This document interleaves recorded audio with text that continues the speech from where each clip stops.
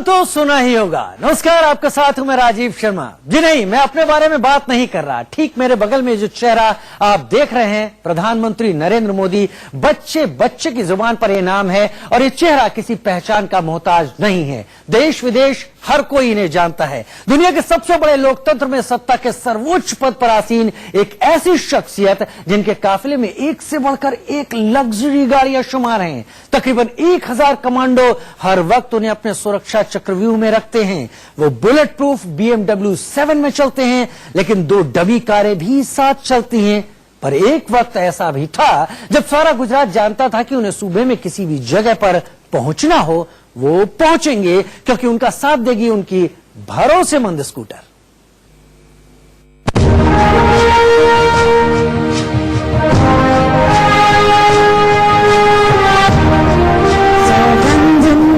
इस मिट्टी के मैं देश नहीं मिटने दूंगा, देश नहीं मिटने दूंगा, मैं देश नहीं रुकने दूंगा, मैं देश नहीं रुकने दूंगा, देश नहीं रुकने दूंगा।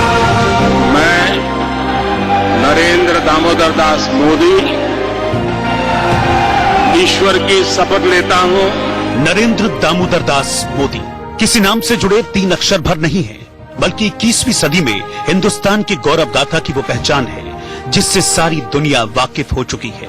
6 बरस बीत गए, शून्य से शिखर पर पहुंचे अपराजेय अभिजीत देश के प्रधान इसी तरह भव्य काफिले में आकर लाल किले की प्राचीर से देश के नाम संबोधन देते हैं।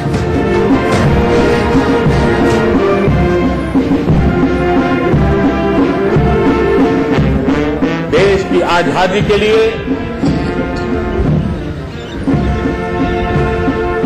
देश की आन बान शान के लिए, देश के गौरव के लिए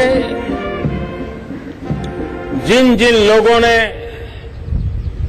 अपना योगदान दिया है, मैं लाल किले की प्राचीर से 125 करोड़ देशवासियों की तरफ से शत शत नमन करता हूं।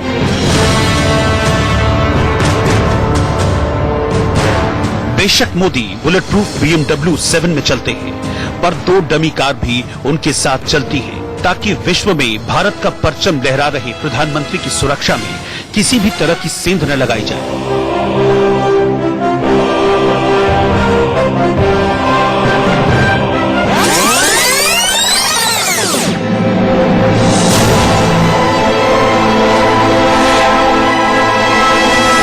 आज हम वक्त के पन्नों को पलटकर आपको नरेंद्र दामोदर दास मोदी के अतीत में लिए चलते हैं।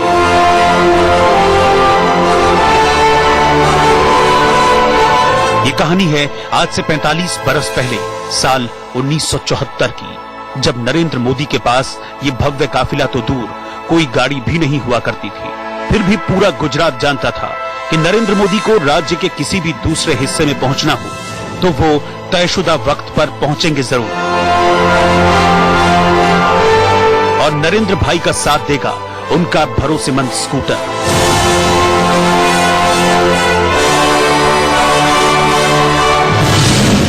उन्नीस 1974 में नरेंद्र मोदी के पास लम्ब्रेटा स्कूटर हुआ करता था। ये वो स्कूटर था जिसने नरेंद्र मोदी को एक जगह से दूसरी जगह ले जाने का काम किया। नरेंद्र मोदी को अपना स्कूटर सबसे प्रिय था और वो इसे किसी को भी चलाने के लिए नहीं देते थे। ऐसा होता भी कम ही था कि स्कूटर अहमदाबाद के संघ कार्यालय में खड़ा हो, क्योंकि मोदी स्कूटर से अक्सर लंबी लंबी दूरियां एक साथ तय करते थे।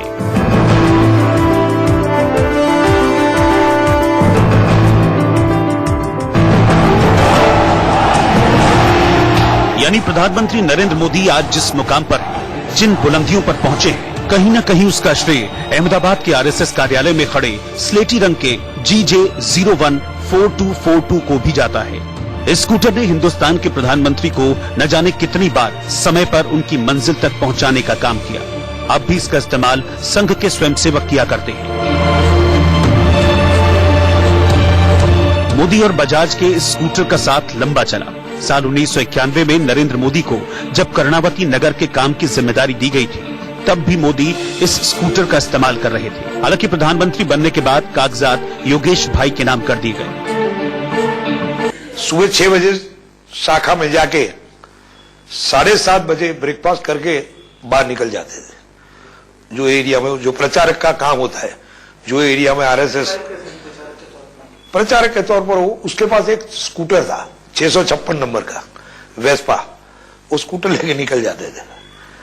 वो 656 नंबर का स्कूटर लेके पूरा अहमदाबाद डिस्ट्रिक्ट में वो घूमते रहते थे। और मानो कोई धोलका में संघ का काम होवे तो धोलका वो स्कूटर लेके जावे, तो धोलका में संघ का पुराना कोई स्वयंसेवक के साथ बात करके उधर ही खाना खा लेंगे, क्योंकि प्रचारक का एक नियम है कि अगर खाना खाने के टाइम पर पहुंच गया तो संघ वाला भी उसको बिना खाने जाने नहीं देगा। हम आपको अंदर की एक बात बताते हैं, वो ये है कि मोदी के स्कूटर चलाने का स्टाइल कैसा था। बताया जाता है कि मोदी अपने स्कूटर पर बैठने से पहले, स्कूटर स्टार्ट करने से पहले बाएं हाथ को ऊपर उठाते थे। वो इसलिए ऐसा करते थे क्योंकि वो जो घड़ी पहनते थे वो ढीली होती थी, और घड़ी को ठीक करने के बाद वो अपनी स्कूटर में किक लगाकर स्टार्ट करते थे।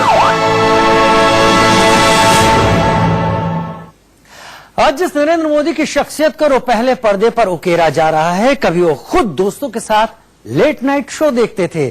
क्या आपको मालूम है कि मोदी ने आपातकाल के बाद किस फिल्म को देखने का फैसला किया? इसी तरह 90 के दशक में अमेरिका गए मोदी ने एक और फिल्म देखी थी। शायद किसी ने प्रधानमंत्री से जुड़ी इन सभी जानकारियों को आप तक नहीं पहुंचाया होगा, लेकिन आज हम पहुंचाएंगे।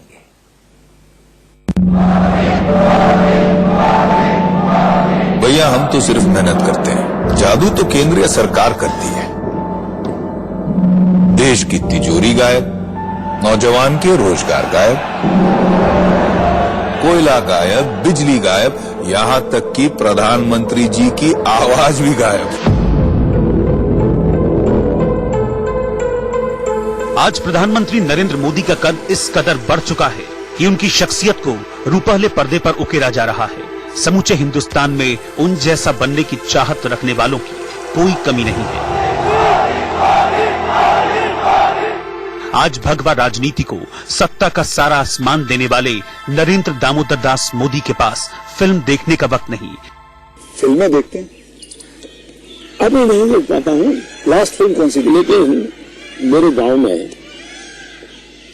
एक थिएटर था जी, और मेरा एक दोस्त था दशरथ करके, उसके पिताजी थिएटर के बाद सिंह चना बेचते थे। अच्छा। और हम गांव वाले उनको लक्ष्मण भाई थिएटर वाला बोलते थे। वो बेचते थे तो चना से, तो उनसे हमारा परिचय था, तो हम वहां जाके बैठते थे।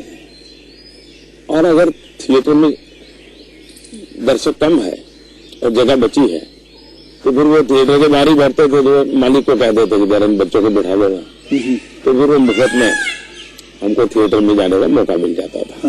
वो लक्ष्मण भाई जो सिंह चना बेचते थे उनके कारण, तो मैं और हमारा वो दोस्त है दशरथ, तो हम दोनों ताकि बैठ के मूवी देखते थे। तो बचपन में मूवी देखने का यही एक हमारा तरीका था। बाद में तो जिंदगी ऐसी बन गई तो मौका नहीं मिलता। लेकिन एक ऐसा समय भी था जब गाहे बगाहे कलाकार मोदी का मन अपने लिए कुछ फुर्सत के पल चुरा ही लिया करता था। जहां अपने आप सर झुक जाते हैं, उस पत्थर को भी भगवान का रूप मान लिया जाता है। जिस जगह को देखकर परमात्मा की याद आए वो तीर्थ कहलाता है, और जिस आदमी के दर्शन से परमात्मा में भक्ति जागे वो महात्मा कहलाता है। तो अगर तेरे कारण ये पुराना मंदिर तीर्थ स्थान बन गया है और हजारों हजारों आंखें ऊपर उठ रही हैं प्रकाश की ओर, तो फिर तुझे चिंता क्यों?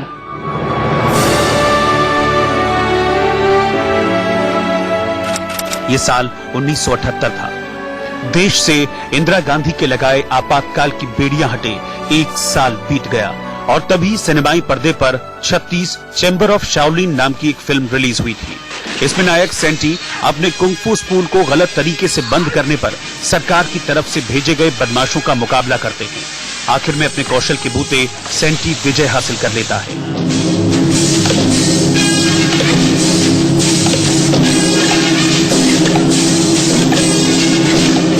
नरेंद्र मोदी ने आपात आपातकालीन में कुछ ऐसी ही लड़ाई लड़ी थी। लिहाजा जब उन्हें इस फिल्म के बारे में पता चला तो उन्होंने अपने प्रिय दोस्त मगन भाई शाह के बेटे संजय के साथ इस फिल्म का नाइट शो देखना चाहा। ये फिल्म का नाम था 36 चेंबर ऑफ शाओलिन।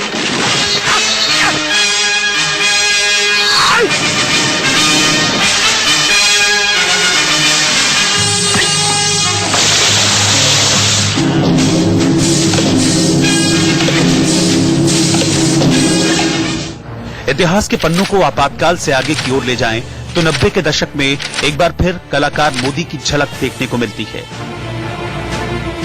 ये साल 1993 की थी जब नरेंद्र मोदी अमेरिका की यात्रा पे गए थे। तब घर पे उन्होंने एक मूवी देखा था जो बेहद ही इमोशनल थी। मूवी का नाम था नॉट विदाउट माई डॉटर। ये साल 1993 था जब नरेंद्र मोदी अमेरिका की यात्रा पर गए थे। तब उन्होंने घर पर एक अंग्रेजी फिल्म देखी थी जो बेहद इमोशनल थी। नाम था not without my daughter. Betty Mahmoudi's husband took her and her daughter to Iran to meet his family. It's all changed. He swore they would be safe. I know it's a different culture. I just don't understand it. He swore they would be happy. हालांकि नरेंद्र मोदी का आमतौर पर फिल्मों की ओर खासा रुझान नहीं रहा है, लेकिन वो हमेशा पर्दे पर फिल्माई जाने वाली कहानियों से कुछ सीखने की कोशिश किया करते थे। एक अलग चीज है। मैं स्ट्रिक्ट हूं, डिसिप्लिन हूं, लेकिन मैं किसी को नीचा दिखा करके अपमानित करके काम नहीं करता। मैं उसको प्रेरित करता हूं। कभी कोई चीज है मैं खुद हेल्पिंग हैंड के रूप में खड़ा हो जाता हूं।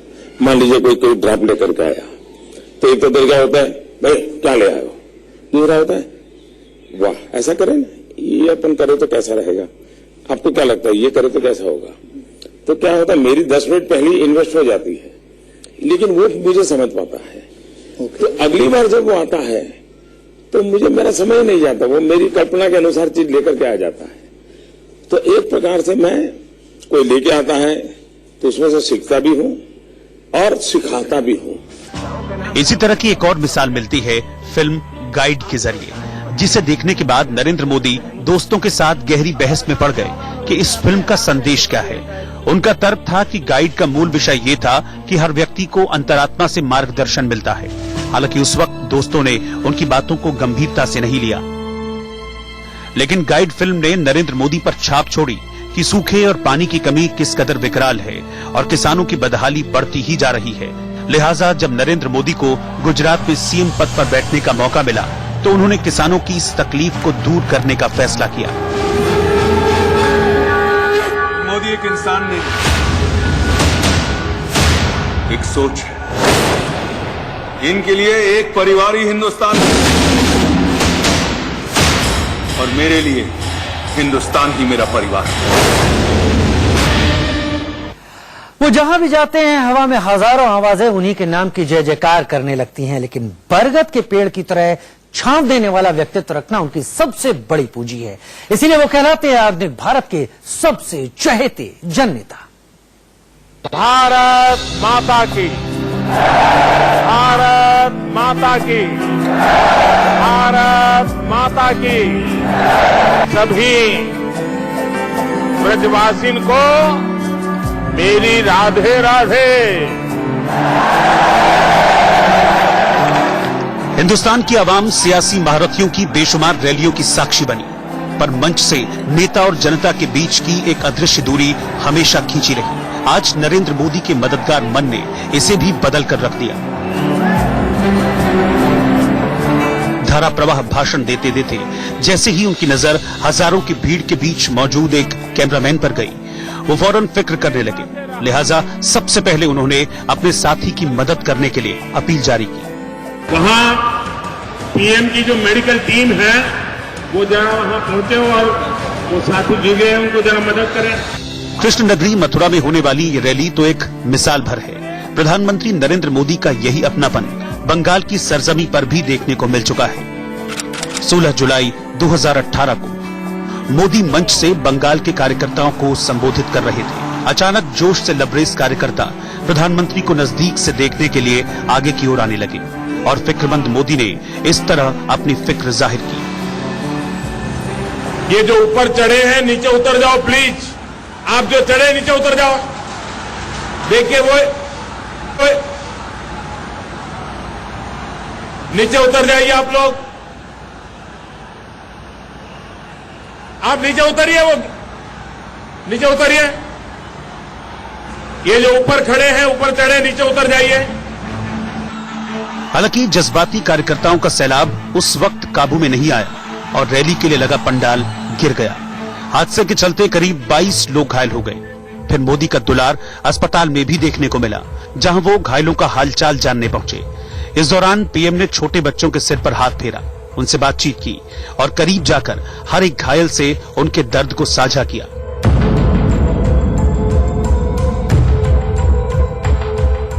लेकिन मददगार मोदी की आज आप जो तस्वीरें देख रहे हैं वो तब की हैं जब उनके नाम के आगे प्रधानमंत्री का पद जुड़ गया था।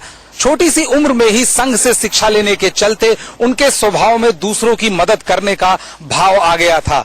ये कहानी आज से 40 बरस पहले साल 1979 की है। ये वक्त गुजरात के लिए बेहद बुरा रहा। सूबे के मोरबी में मच्छू बांध टूटने से भारी तबाही मच गई, लेकिन अपनी आंखों से गुजरात की बाढ़ विभीषिका मोदी से देखी नहीं गई। उन्होंने बतौर समाज सेवक बड़ी भूमिका निभाने का फैसला किया और धीरे धीरे लोगों के बीच खुद की पहचान बनाई। जिस वक्त ये हादसा हुआ उस दौरान मोदी चेन्नई में थे। उन्हें जैसे ही मच्छू बांध टूटने और तबाही की खबर लगी वो सीधे दिल्ली आए। यहाँ उनकी नानाजी देशमुख के साथ मुलाकात हुई और फिर वो मुंबई होते हुए सीधे राजकोट चले गए। 11 अगस्त 1979 में 1979 में मच्छू डैम टूटा था और काफी पूर और जानहानि और पशुओं की हानि हुई थी और मोरबी में बड़ा ये जल प्रकोप हुआ था। ये जल प्रकोप के समय काम करने के लिए राष्ट्रीय स्वयंसेवक संघ के स्वयंसेवक गांव-गांव से आए थे। उनके साथ काम करने के लिए उन समय राष्ट्रीय स्वयंसेवक संघ के प्रचारक और तब के प्रांत की व्यवस्था को माननीय श्री नरेंद्र भाई मोदी भी उपस्थित थे। वो सब स्वच्छता अभियान और मुर्दाओं के निकाल के समय सब स्वयंसेवकों के साथ काम करने के लिए नरेंद्र भाई उपस्थित थे। इतना ही नहीं, वो पुनर्वसन का जो काम हुआ उनके लिए पूरा समय यहाँ मोरबी में रहे और पुनर्वसन के 2 नगर जो निर्माण हुए, जनकल्याण नगर, वर्धमान नगर, उनका काम देखा। इसके लिए जो चाहिए मजूर तो आंध्र प्रदेश से जाके मजूर लेके आए और उनको याद करने वाले लोग अभी भी आंध्र प्रदेश में हैं। ऐसे मोरबी का जो ये पुनर्निर्माण हुआ और आज इतने साल बाद मोरबी जो खड़ा हुआ है उनके पीछे जिन जिन लोगों का प्रयत्न रहा है उनमें से अब के हमारे प्रधानमंत्री माननीय नरेंद्र भाई मोदी भी एक है। मोरबी में बाढ़ ने आम जनजीवन को बुरी तरह से तहस नहस कर दिया था। मोदी 20,000 लोगों की मौत के बारे में सुनते ही सीधे गुजरात पहुंचे और यहां वरिष्ठ स्वयंसेवकों के साथ मिलकर उन्होंने पीड़ितों की मदद की। मोदी के आग्रह पर बाढ़ पीड़ितों की मदद के लिए ट्रस्ट का गठन किया गया, जिसका ड्राफ्ट बच्चू भाई ने तैयार किया। इसी ट्रस्ट के जरिए जुटाई गई रकम से बाढ़ पीड़ितों को राहत पहुंचाई गई। जल भंडारण के लिए जो काम करने वाले लोग थे उसमें संघ और संघ के प्रचारक माननीय नरेंद्र भाई मोदी भी मोदी की सेवा में थे। तो हम मोरबी की जनता अब के हमारे प्रधानमंत्री नरेंद्र भाई का इसके लिए खूब आभारी है। पानी बढ़ता बढ़ता बढ़ता आयु तो हमारी रूम भराई गया અને અગાસી પર 17 ફૂટ પાણી આવ્યું એટલે પાણી ચડતું જ જાય એટલે બાજુમાં મેળી છે એ અમે અમારી દિવાલ ટપીને મેળી ઉપર ચડી ગયા। ये पहला मौका था जब संघ की तरफ से किसी आपदा के लिए संगठन का गठन किया गया और ये सब नरेंद्र मोदी की कोशिशों का नतीजा था। आगे चलकर यही संगठन सेवा भारती बना।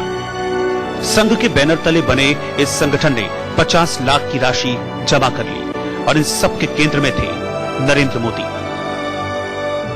नरेंद्र मोदी को एक बार रात में 3 बजे फोन आया। बड़ौदा से एक शख्स उन्हें फोन कर रहे थे। नरेंद्र मोदी ने उस शख्स को पहचान लिया।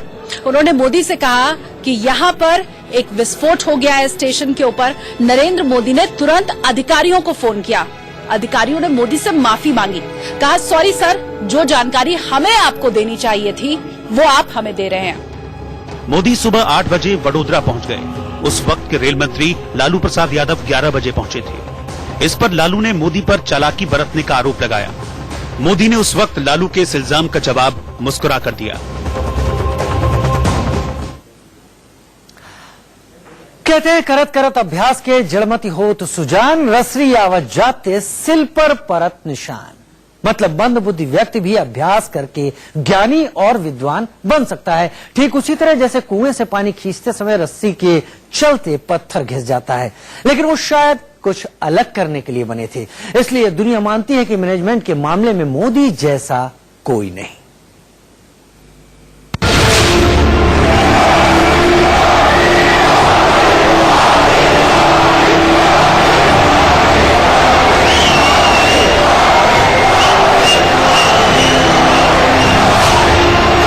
प्रधानमंत्री मोदी को इवेंट मैनेजमेंट का मैजिक गुरु माना जाता है, लेकिन कम ही लोग ये जानते होंगे कि सियासत में मैनेजमेंट का मुकाम हासिल करने की शुरुआत 1990 में गुजरात के सोमनाथ से हुई थी।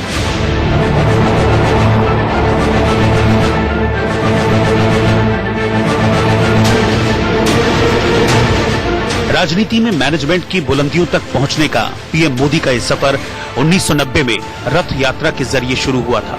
उस वक्त मोदी तत्कालीन बीजेपी अध्यक्ष लालकृष्ण आडवाणी की राम रथ यात्रा की सारथी की भूमिका में थे।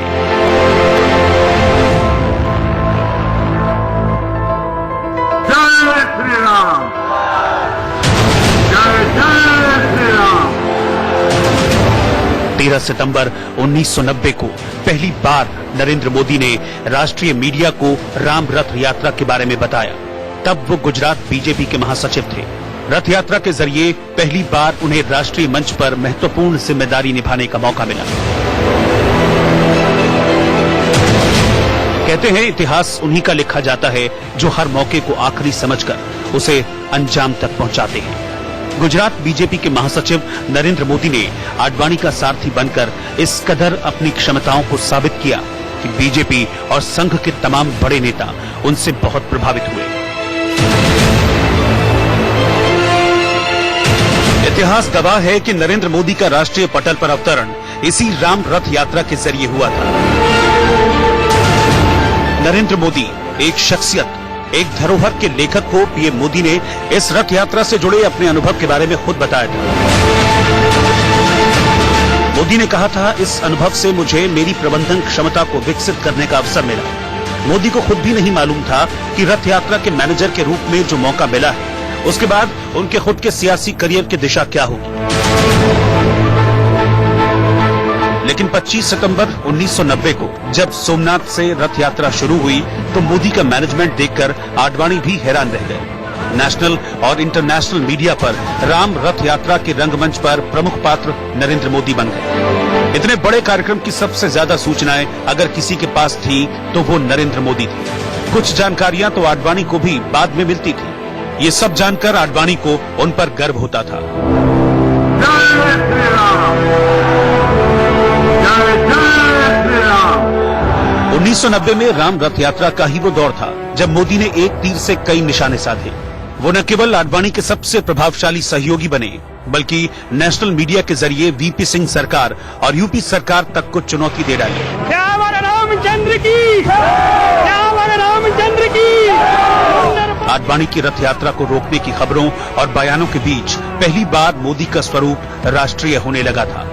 इस रथ यात्रा में उन्होंने मीडिया से लेकर सियासत तक नपे तुले अंदाज में जो मैनेजमेंट मैजिक दिखाया, उसके बाद उनके लिए दिल्ली के रास्ते खुद ब खुद खुल गए। 1990 में सोमनाथ से बिहार के समस्तीपुर तक आडवाणी के सारथी के रूप में मोदी ने अपनी अलग पहचान बना ली। इस मौके पर मीडिया को उन्होंने जो बयान दिए थे, उन बयानों का भविष्य क्या होगा ये खुद उन्हें भी नहीं मालूम था। लेकिन आज पीछे मुड़कर देखने पर 1990 के दौर की एक एक बात सही साबित हो रही है। रथ यात्रा के प्रबंधन का काम संभालने के दौरान नरेंद्र मोदी ने मीडिया के सामने कहा था कि राम मंदिर के लिए ये रथ यात्रा देश की सांस्कृतिक चेतना और धरोहर को बचाने के लिए बहुत अहम है। उन्होंने कहा था कि इसके लिए संघर्ष कितना भी लंबा हो, हम तैयार हैं। बड़ा आश्चर्य यह है कि शंकर सिंह वाघेला और नरेंद्र मोदी दोनों एक साथ गुजरात में राजनीति में प्रवृत्त हुए 67 में। वसंतराव गजेंद्र गढ़कर तब संगठन मंत्री थे और वकील साहब की मार्गदर्शन के नीचे गुजरात जनसंघ चलता था। डायरेक्ट नहीं था लेकिन उनका मार्गदर्शन था। तो किस प्रकार जन आंदोलन करें, किस प्रकार आप विधानसभा में करें, पार्टी का संगठन कैसे करें। सबसे बड़ी जो संगठनात्मक बातें नरेंद्र मोदी को यदि हाथ लगी है तो वकील साहब के कारण हुई। छोटे से छोटे गांव में जाके छोटे से छोटे कार्यकर्ता को ऐसा लगे कि ये हमारी पार्टी है और ये हमारा नेता है, एक आत्मीय भाव, ये शिक्षा उन्होंने नरेंद्र भाई को भी दी और भी लोगों को दी है, लेकिन कुछ लोग बहुत आगे बढ़ गए, उनमें से नरेंद्र मोदी।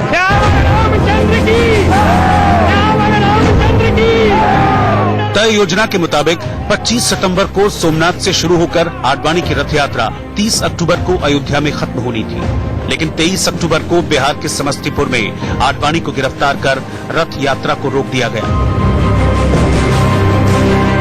रथ यात्रा अधूरी रह गई, लेकिन मोदी के मैनेजमेंट ने अपनी मंजिल हासिल कर ली। रथ यात्रा की कामयाबी को देखते हुए मोदी को प्रबंधन के मास्टर का खिताब मिल गया। उन्हें बीजेपी की अगली यात्रा यानी मुरली मनोहर जोशी की कन्याकुमारी से कश्मीर तक एकता यात्रा का भी सारथी बना दिया गया।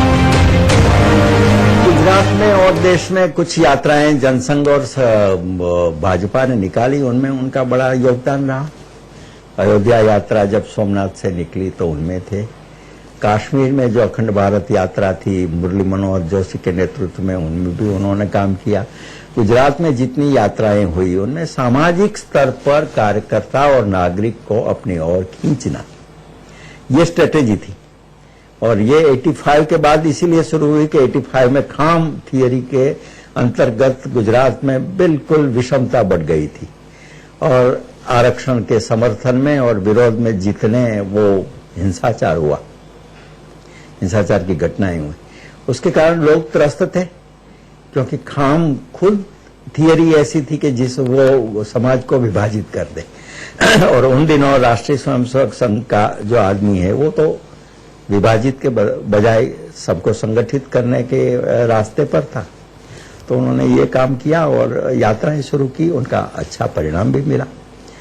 उसके साथ साथ संगठन और राजनीति दोनों स्तर पर भी काम उन्होंने शुरू किया। ये यात्रा 1992 में निकाली गई। इसके लिए दिल्ली में देश भर से बीजेपी के 50 नेताओं को बुलाया गया। नरेंद्र मोदी भी इन 50 नेताओं में से एक थे। आखिरकार मोदी के पिछले अनुभव यानी आडवाणी की रथ यात्रा के दौरान किए गए बेमिसाल मैनेजमेंट को ध्यान में रखते हुए उनको 47 दिनों की इस यात्रा का संयोजक बनाया गया और इस बार भी रथ यात्रा को उम्मीद से ज्यादा कामयाबी मिली। इस रथ यात्रा की मंजिल थी श्रीनगर का लाल चौक। यहाँ पर तिरंगा लहराने का जो इतिहास रचा गया उसके पीछे भी नरेंद्र मोदी का मैनेजमेंट था। अयोध्या यात्रा, सोमनाथ यात्रा और आडवाणी जी को बहुत भरोसा था इसके संगठन कार्य के लिए मोदी पर, और मोदी संगठन में माहिर भी थे, कहां से किन लोगों को किस तरह जुटाना और किसको आगे बढ़ाना, ये सब तब से उन्होंने सीखा है। तो और एक इमोशनल मुद्दा, हमें अयोध्या में मंदिर बनाना है, राम मंदिर बनाना है, और ये तो बड़ा आवेश युक्त मुद्दा था और सभी को साथ में लेना था। गुजरात में खास तौर पर पटेल कम्युनिटीज थी, उनको इस रास्ते पर ले जाना था। और हुआ भी ऐसा कि अयोध्या यात्रा में गुजरात के सभी करीब पटेल इस यात्रा के साथ उनके प्रचार में और भारतीय जनता पार्टी के प्रति समर्थन करने में आगे हो गए। ये दलित भी हुए, दलितों को भी ऐसा लगा कि राम मंदिर तो होना चाहिए। तो ये बड़ा उन दिनों का ये यात्रा का परिणाम रहा। जय श्री राम, जय जय श्री राम। इतिहास गवाह है, उन्होंने हिंदुस्तान ही नहीं दुनिया की सियासत को डिजिटल बनने का सशक्त पैगाम दिया। आगाज साल 2014 से हुआ था और फिर डिजिटल इंडिया की ओर बढ़ चला। लेकिन छोटी सी उम्र में संघ से जुड़ने वाले स्वयंसेवक का कंप्यूटर और इंटरनेट की ओर रुझान कब बढ़ने लगा? क्या ये आज के मॉडर्न इंडिया की जरूरत का तकाजा है या फिर कहानी पुरानी है?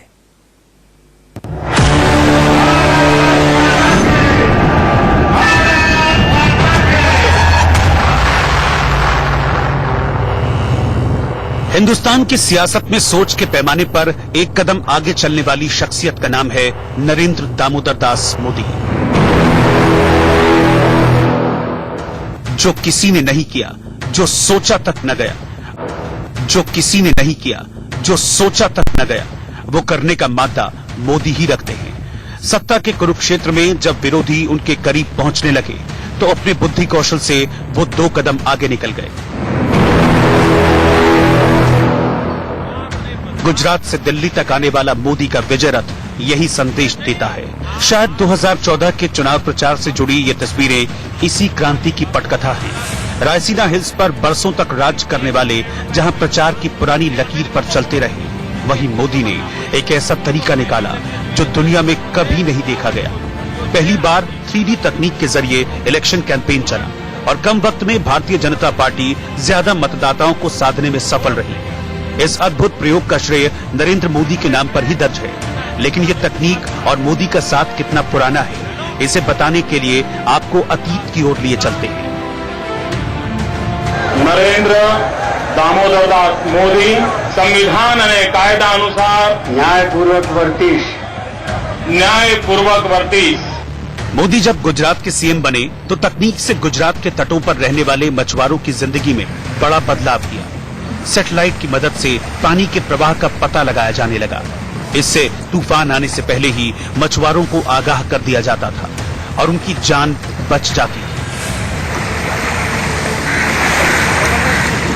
सैटेलाइट की मदद से आदिवासियों की जमीन का मालिकाना हक दिया जाने लगा। मोदी के पास जब कारोबारी जमीन मांगने आते थे तो मोदी उन्हें दफ्तर से ही जमीन दिखा दिया करते थे। यानी जिस जीपीएस की मदद से लोग रास्ते ढूंढते हैं, उसी की मदद से मोदी ने गुजरात में कारोबार को विस्तार देना शुरू कर दिया था। 90 के दशक में नरेंद्र मोदी का झुकाव इंटरनेट और कंप्यूटर को लेकर काफी ज्यादा हो चुका था। वो दिन भर शोध से जुड़ी जानकारियां सर्च किया करते थे और फिर देर तक इंटरनेट की दुनिया में खो जाते थे। आज के युग के प्रधानमंत्री हैं। नूतनता की ओर बढ़ना और पुरातन की भी चिंता करना,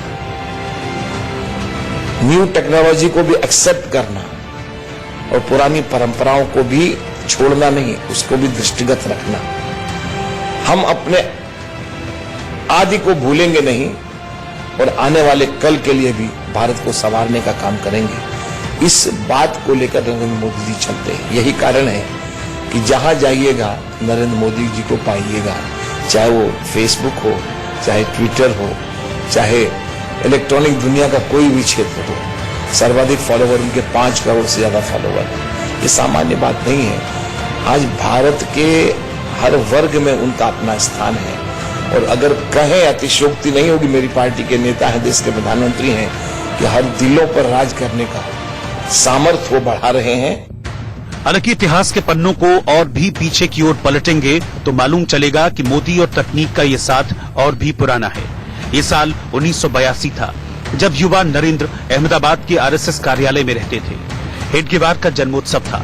इस कार्यक्रम के लिए लोगों को अलग अलग आइडिया देने को कहा गया। मोदी ने हेडगेवार के चुनिंदा भाषणों को किसी दूसरे लड़के की आवाज में रिकॉर्ड करवाया और उनके जन्मदिन पर एक हॉल के अंदर हेडगेवार की बड़ी बड़ी तस्वीरों के बीच रिकॉर्डर को रख दिया। पूरे हॉल में अंधेरा कर दिया गया। रिकॉर्डिंग शुरू हुई और लोग ध्यान से सुनते गए। मोदी के इस आइडिया को भी बेहद सराहा गया। देखिए, मैंने कहा ना, एडवांस टेक्नोलॉजी की ओर बढ़ना स्वभाव होता है।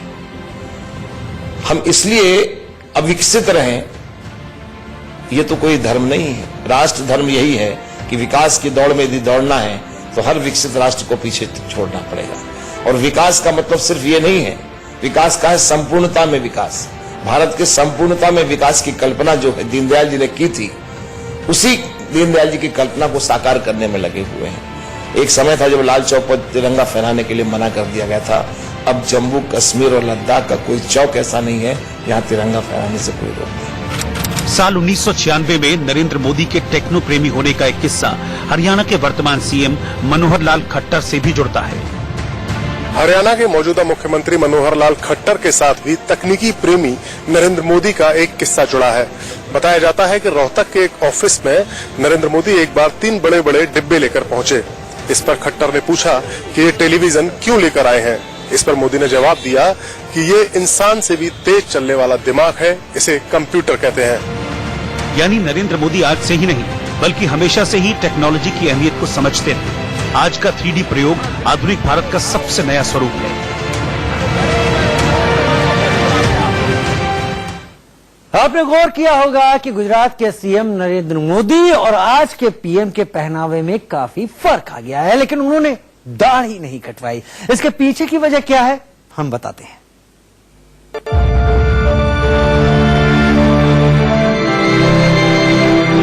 मोदी जब 17-18 साल के थे तो स्वामी रामकृष्ण मिशन चले गए। वहां पर उन्हें उनके आध्यात्मिक गुरु स्वामी आत्मास्थानंद मिले। स्वामी जी ने मोदी को बहुत स्नेह दिया, लेकिन संन्यास नहीं लेने दिया।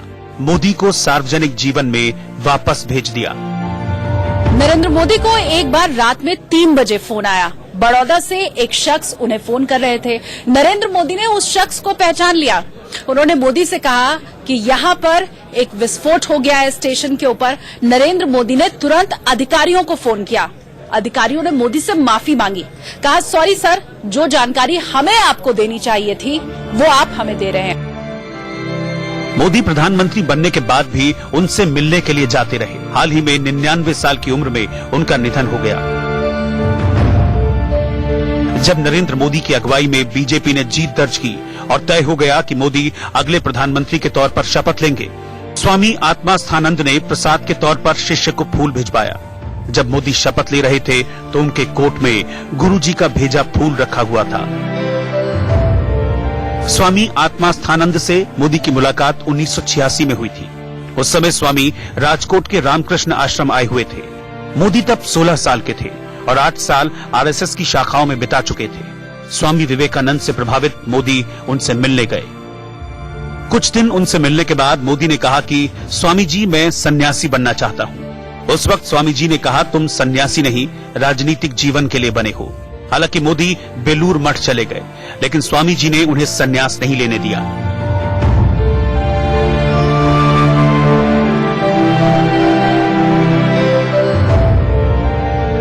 ये दाढ़ी भी मोदी की पहचान है, जो उनकी दमदार शक्ल को अलग करती है। मोदी प्रधानमंत्री बनने के बाद काफी बदल गए, लेकिन नहीं बदली तो उनकी दाढ़ी। बताया जाता है कि एक बार गुरुजी ने मोदी से कहा था कि तुम्हारी दाढ़ी बड़ी अच्छी लगती है। गुरुजी से मिला हर उपदेश मोदी के लिए पत्थर की लकीर जैसा था। उन्हीं की बातों का असर रहा, जिसके चलते मोदी ने आज तक अपनी दाढ़ी नहीं कटवाई। यूं तो स्वामी मोदी के गुरु हैं, पर संबंध ऐसा मानो पिता पुत्र हों। जो वो कहेंगे मोदी जरूर करेंगे, और यही वजह है कि मोदी ने आज तक अपनी दाढ़ी नहीं कटवाई है। ये पैगाम है इस बात का कि शिष्य चाहे जितना बड़ा हो जाए, पर गुरु भक्ति और गुरु का सम्मान हमेशा सबसे ऊपर रहता है। मोदी के एक और गुरु थे जिनका नाम है स्वामी दयानंद सरस्वती। ऋषिकेश के दयानंद आश्रम में उनका निधन हो गया। नरेंद्र मोदी प्रधानमंत्री बनने से पहले भी स्वामी जी के संपर्क में रहे। स्वामी दयानंद सरस्वती से उनका रिश्ता बहुत पुराना है। 16 साल पहले भी नरेंद्र मोदी ऋषिकेश के दयानंद आश्रम में आए थे। जब भी मोदी के सामने कोई मुश्किल समस्या आई, तब उन्होंने गुरु से ज्ञान लिया। नरेंद्र मोदी जब गुजरात के मुख्यमंत्री थे, तब उन्होंने बड़े आदर के साथ अपने गुरु दयानंद गिरी को गांधीनगर बुलाकर उनका स्वागत किया था।